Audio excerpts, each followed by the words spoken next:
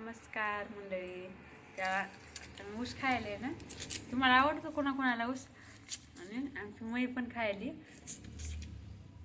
तर बघा आपलं जिथं ऊस तोडायला असेल ना चालू, आमच्या इकडे काय ऊस नाही तर जास्त, पण जिथं ऊस तोडायला चालू असेल तिथं नक्की तुम्ही आणा. कारण 2 ऊस मागून आणले ना तरी कुणी तुम्हाला नको म्हणणार नाही, कारण शेतकऱ्याचं मनच एवढं चांगलं आणि मोकळं मन असतं, त्यामुळे कधी तुम्हाला नको म्हणणार नाही ना, काही नाही. तर नक्की आणा तुम्ही आणि खावा, कारण सीजन ऊसाचं चालू आहे. हा एवढंच एकदम छान गोड लागतं. तर बघा एवढी खाल्ले तुम्ही, मला लय खूप आवडते.